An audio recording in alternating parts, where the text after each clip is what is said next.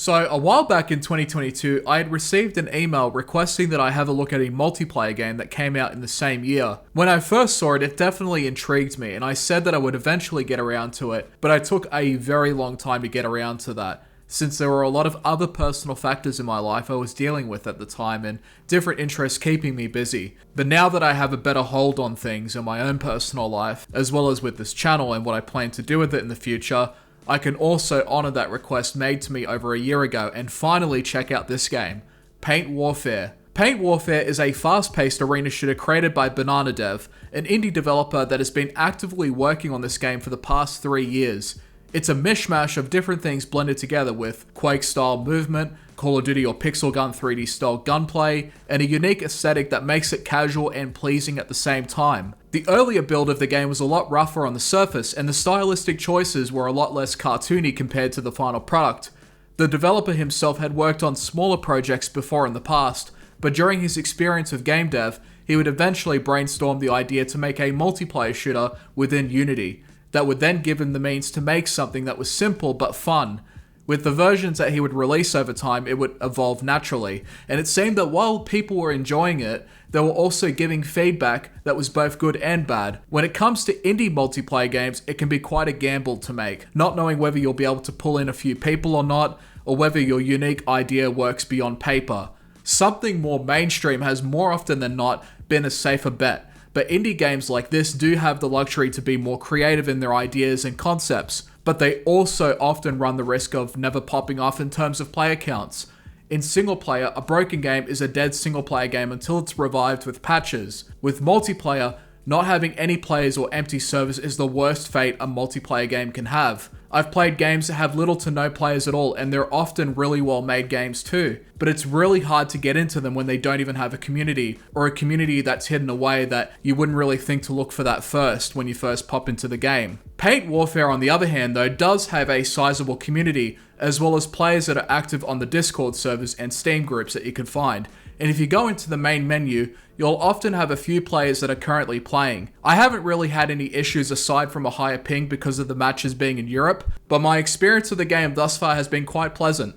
As I've said, the game is like a fast-paced arena shooter. Lots of verticality and lots of speed thanks to a number of different things, like the ramps that are positioned across the map, and the abilities that enable dashing and grappling. The grappling is quite fun and allows for a lot of airborne combat. Just press G at the sky and you'll go flying. Of course, so you don't have to solely rely on those abilities because you have other ones too that you can eventually use, not to mention the number of weapons that you can obtain by leveling up. In terms of variety, the game does a good job of striking a nice balance between being fun to use and easy to handle with the weapons. You can hip fire them or aim down with the sights, and you'll still get the same results.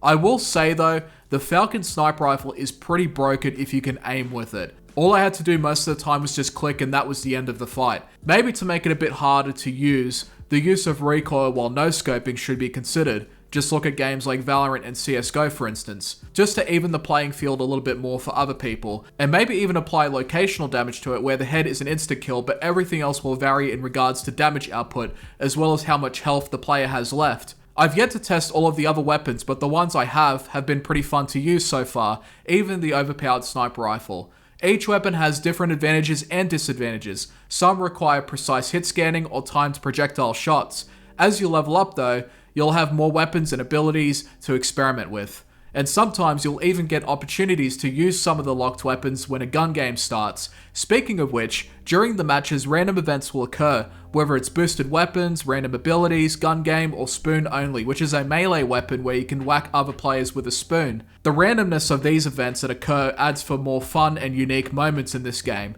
and more multiplayer shooters should also implement the same kind of idea. Keep in mind though that the developer is still actively working on this game as well as being active in the Paint Warfare community. The game still isn't exactly perfect since it's still the developer's first FPS multiplayer game, and from what I can gather, it'll continue to get updates and possibly more content for it in the future. As for other gameplay parts that I noticed, the hitboxes for the melee ability and spoon aren't quite consistent.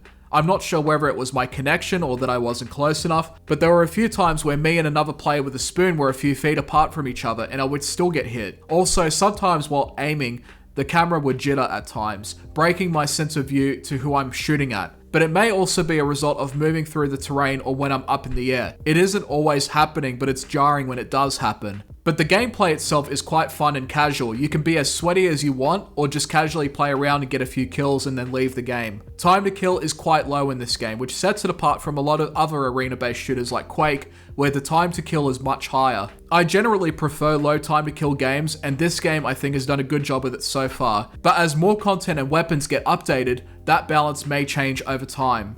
The game's ranking system is what unlocks the weapons that you can obtain. Depending on what servers you're playing or how well you're playing, you may get through it pretty quickly. You can pop in and out of matches and keep the XP that you've obtained, giving the game more of a casual vibe altogether, whereas games like League of Legends or Valorant, you're usually punished for leaving a match. But in Paint Warfare, just hop in and out whenever you want, and sometimes that's all you want to do at the end of the day. Graphically, the game has a nice appeal to it. It's cute and brightly colored. The weapon models and skins are also nice. The maps themselves are also really well made. Its cartoony aesthetic works well for the game's theme, that being that you use paint rather than bullets, making this game sort of non-violent because there's no blood, which makes it great for younger audiences or people that get squeamish at the sight of blood and gore. Part of what can also make a great multiplayer game that stands out is having a good visual art style. Valorant's art style is one that grows on you over time, and it makes up for the low spec nature of that game. You don't always need photorealistic graphics, just a good art style that will entice players into the experience and give the game a go, and this game in particular has it. As for player counts, well, if you go by the Steam charts, it's in the 2 digits. But like I said, I've still been able to find matches with a few players regardless, and I can imagine that more players exist in the Discord community as well as the Steam groups. Also, you can obtain the game on itch.io, so there may also be other players on that platform as well. And that's Paint Warfare, just a fun and casual multiplayer experience that has a bunch of weapons, great and dynamic movement, and different abilities that players can work towards and use. The graphics are artistically pleasing and the weapons feel fun to use. It does have some indie jank, but that's to be expected within a lot of indie multiplayer games anyways, where the budget isn't as large. But what's there is quite good, and I can see myself playing this game more often in the future, provided that it continues getting updates. As for some suggestions, I would like to see a bow and arrow be added into this game, or more projectile-based weapons like a slingshot for instance.